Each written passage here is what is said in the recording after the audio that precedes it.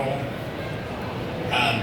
We also got to factor in, it's like a Bible story.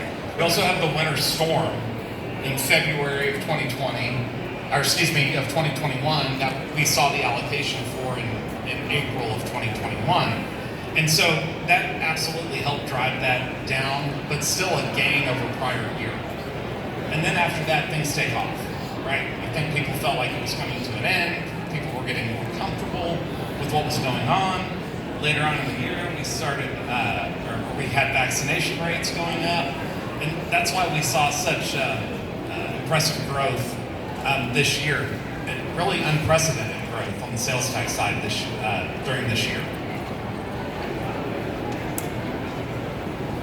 And so here's a look at the year-over-year gains for the last 3 years. I wanted to give you a look pre-pandemic, pandemic, and then, I don't know, for post-pandemic. I think this is a fairly good sign that we're getting there. But this is what it's looked like. Again, pay attention in April. That's kind of inverted from what we would like it to be, but I think there's some things at play there. Yeah, a key point to remember as well, and I think Richard mentioned this a moment ago, but the difference between activity and allocation month, right? So if you're familiar with the way that works, as a city, the activity that happens in January, the sales made by your businesses in January, are going to be included in your March allocation, right? So businesses collect tax, they do business in January, they pay that tax to the comptroller in February, that tax comes back to you in your March allocation, right? So when we're talking about an April decline in sales tax allocations, we're actually talking about a decline in the February activity period, right? So just something to remember as we're looking at some of this data here. Good reminder on that is February is typically the highest month because it captures December activity. And then kind of an interesting point, right? In 21, you see February is significant, but we already have a couple other months that are approaching that February number. I think that speaks to just how much growth we're seeing. Go ahead, John.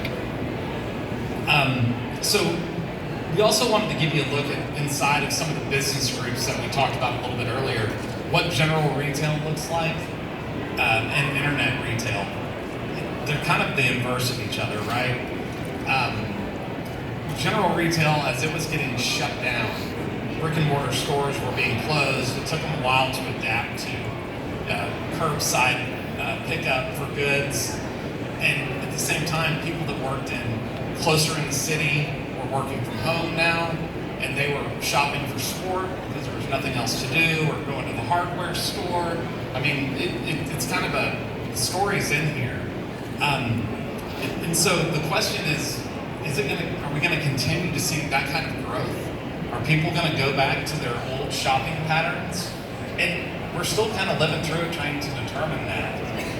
But you can see as general retail was up, and then internet retail kind of came back to earth here in the last few months.